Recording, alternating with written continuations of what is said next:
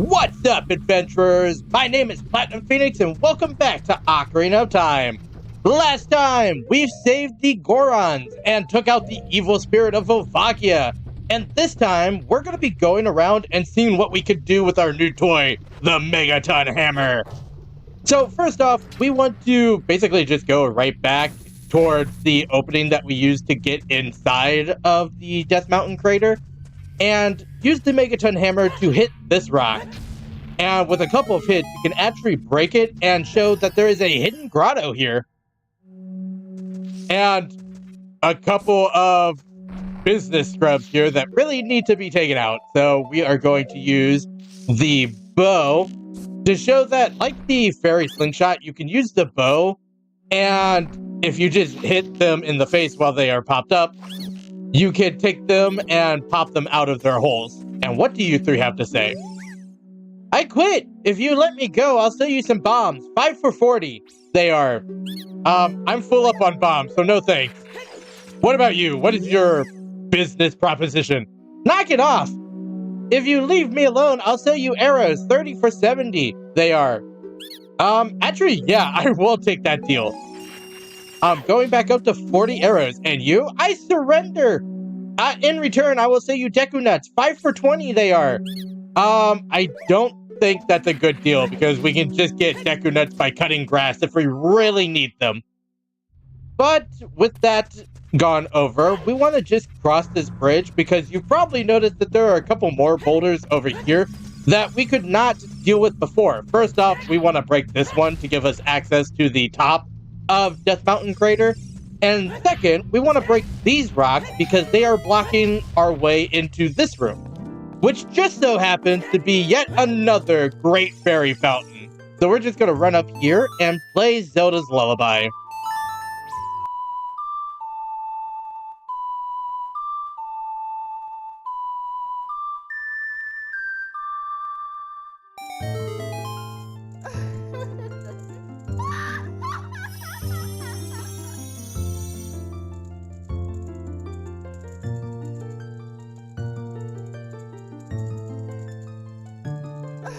Welcome, Link. I am the Great Fairy of Wisdom. I will grant you an enhancement to your magic power. Receive it now.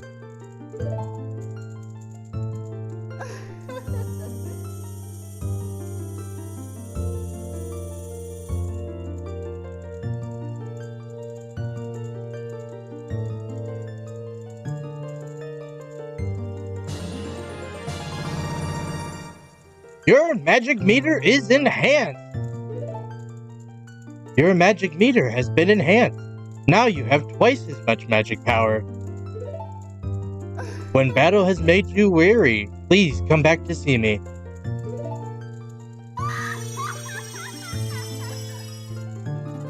This is probably one of the best upgrades that you can get from a Great Fairy Fountain. And I highly recommend grabbing this because, one, we just got the hammer that lets us get in there. And two, it's kind of on our way to where we're actually heading. So it's not that much of a hassle to just break a couple rocks and go in there to get this. Plus, a lot of things in the second half of the Adult Link section has to do with a lot of magic, and a lot of items that you get use a lot of magic. So you want to be able to have and not have to refill on magic as often.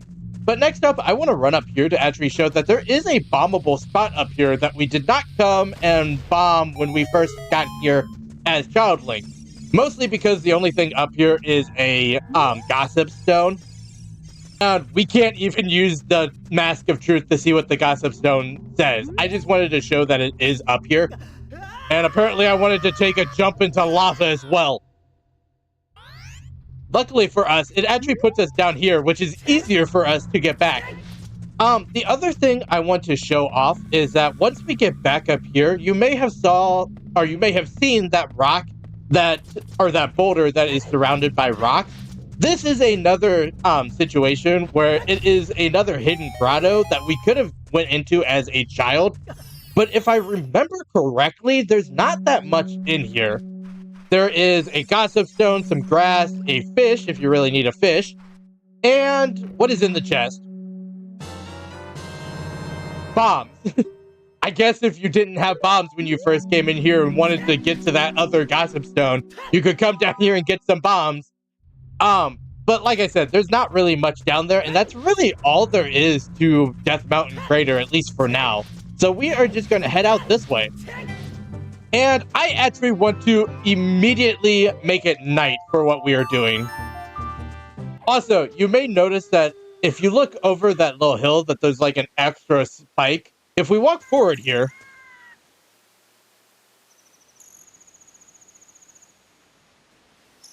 there is a absolutely gigantic Goron here that we are allowed to talk to.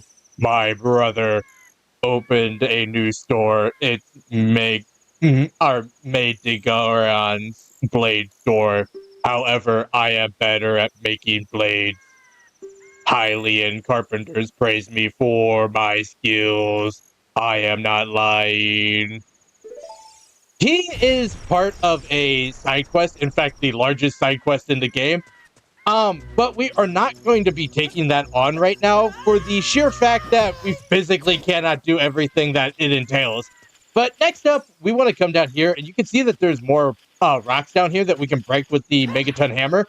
And you can probably also see behind this rock is another gold spatula. Also, I still have the giant knife out, and I want to switch that for the master sword.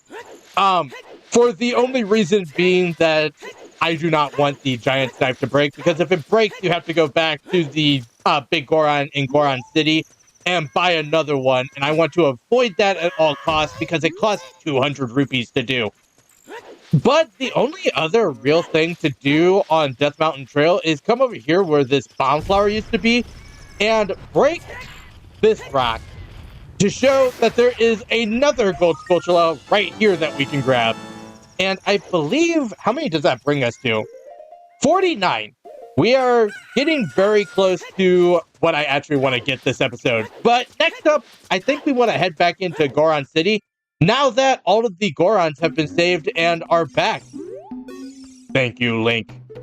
So, it's pretty obvious that most of the Gorons are just going to be like, thank you for rescuing us. And also, basically just give us the same hints that they always give us. I did not want to drop down here. Actually, what do you have to say since we're already down here? Thank you, Link. Okay, apparently all of them are just going to say thank you. So I'm just going to go back up to the first layer that we were at.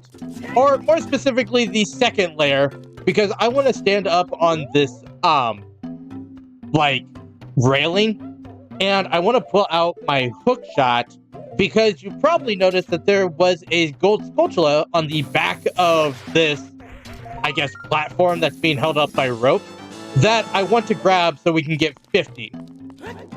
And the other thing I want to do in Goron City, now that we have the Megaton Hammer, is head back over to this room that we used bombs in as a child to get a bunch of rupees and a gold spatula, and head over the opposite direction to show that there is an entire side to this room that is entirely these rocks that you need to use the Megaton Hammer on. And I believe if we go through all of these rocks, that behind all of them is another treasure chest. And for going through all of this effort, you get a huge rupee worth 200 rupees. Basically, it's just getting your investment back for buying the giant's knife. But that's really most of what there is to do in Goron City. I know there's not a whole ton to do now that we have the Megaton Hammer. But before I leave, I want to actually roll over here to show that Link the Goron is actually sitting here instead of rolling now.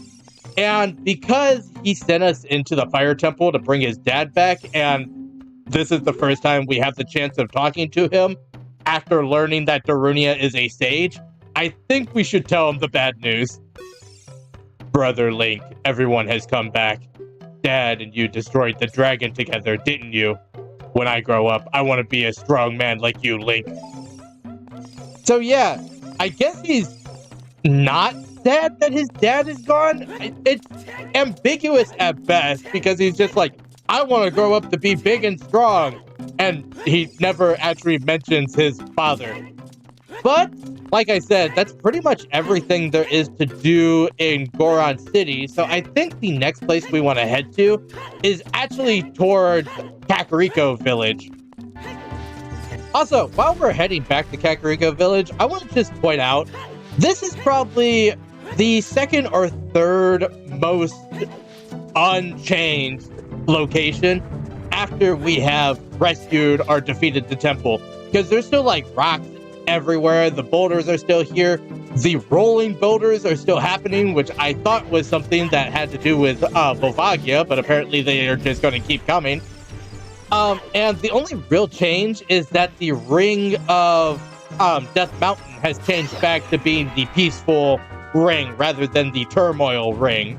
But other than that, it's really just the Gorons are back in Goron City and the ring is different. But now that we are back in Kakariko Village, the only real thing I want to do here this time is head over to the Skulltula house, because we now have 50 gold Skulltula tokens and can get our next reward. Alright, give me the reward. The curse has been broken! Thank you! Here's a reward for you! And for getting 50 gold Skulltula tokens, you get a piece of heart. Probably one of the better rewards if you don't count the wallet. And actually, before we leave, we can walk around and see that all of the corners, or all of the sides, are filled up with people, but we still have 50 more gold Skulltula tokens that we can get. So I want to talk to this middle one. Thank you for saving my kids. What? Me? Oh, that's okay. You have already destroyed 50 spiders of the curse so far, so that's fine. Don't worry about me. Basically, what this what this cursed Skulltula is saying is that in order for you to release him from the curse, you have to get all 100 gold Skulltula tokens, which is basically 5 times as much as any of his children needed in order to get released, because each of them needed an extra 10 than the last one. Well, he needs 50 more than the last one. This means that we have basically no more rewards that we can get from gold Skulltulas until we get all of them. And since I'm not really doing much backtracking to previous dungeons with new items and everything, I'm not going to be going out of my way to get gold Skulltulas anymore. Mostly because I don't really find the final item that you get from freeing him worth it. As well as I'm going to be making a guide over all 100 gold Skulltulas anyway, so I don't really feel a need of going out of the way to go get them before doing that guide. But with that being said, it's off to our next location, which just so happens to be the Zora's domain, to see how the Zoras are doing now that Ganondorf has taken over. So we are just going to use Epona, and I still have to gush about how quick Epona is at getting around. Like, we got over here to Zora's River in no time at all. And unfortunately, Epona can't go across water, so we do have to swim over here. But it's just so quick. And in Zora's River, there is a few things that have changed. Mostly in the department of there are a lot more enemies here, but we also planted a magic bean here, and if we step on the plant, it literally takes us all the way down the river up to here, and we could just jump off here and basically make our way to the end of the river over to Zora's domain very quickly. I recommend doing this mostly because there's nothing really of interest in Zora's River right now, besides like maybe a few more gold Skulltulas, but like I just said, we're not going to go out of our way to get those. So we're just going to climb up here, and as you can see, it's snowing, which doesn't happen anywhere else in Hyrule, and I actually kind of like the effect of the snow, but we just need to come up here once again and play Zelda's Lullaby.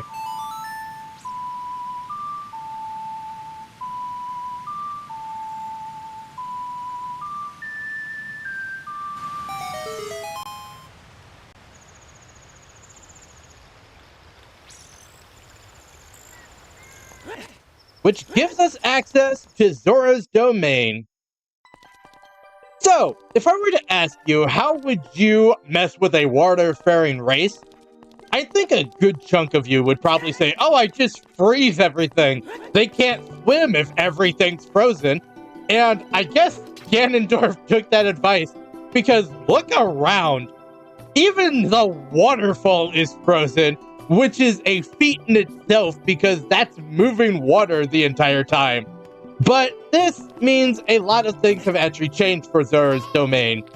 First off, all of the Zoras are actually gone, and no one's here. Basically, they would pop out of the water when we were here as a child, but since there's no water, they can no longer pop out of anything. And we also cannot get down to the door that leads us to Lake Hylia, since the water is now frozen and we have no way of getting through. Also, if we run over here, even the store is frozen with this, like, special grade red ice, I guess. So I guess the only thing we have left to do, since everything is frozen solid, is go up and see if King Zora has anything to say. And as you probably guessed, King Zora is also encased in ice, except for his feet. If you look down, the edges of his feet are sticking out of the ice, which is a weird detail to think about. But yeah, they're just sticking out right there. So all of these Zoras are frozen and encased in ice, and we have no way of rescuing them. So I guess since King Zora is still scooted over and Princess Ruto is nowhere to be seen, we are just going to head into the Zora's Fountain to see that even Lord Jabu Jabu is gone. I don't know if he's dead or if Ganondorf, like, Thanos snapped him away or something, but he somehow got rid of a giant fish, which I guess makes him 3 for 3 of getting rid of Guardians. But before we actually get into the water, I want to show something off. I want to go over to this Gossip Stone and show that if we actually play, or if we talk to Navi, an Arctic wind is blowing from Zora's River. Do you feel it? Navi, now's not the time. What I was actually going to say is, if we go up to one of these Gossip Stones and play Zelda's Lullaby,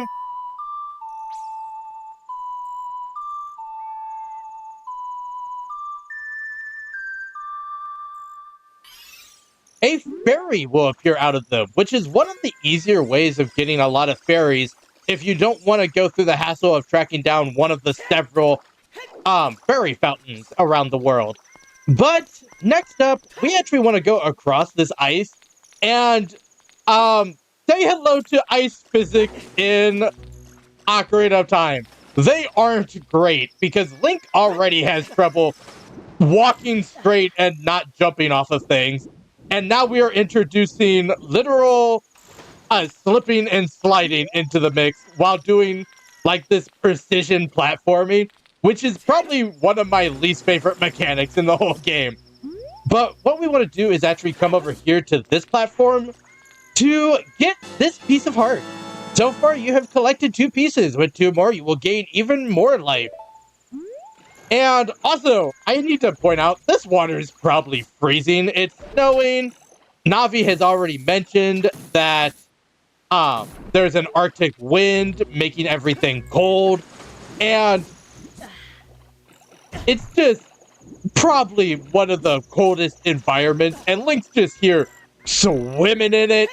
And I don't know how he doesn't freeze to death while swimming through these through this ice lake, basically. But what we actually need to do is just run over here and make this jump and get over to this cave that was here before, but we had no way of actually getting to while we were a child. And if we go inside, welcome to the Ice Cavern.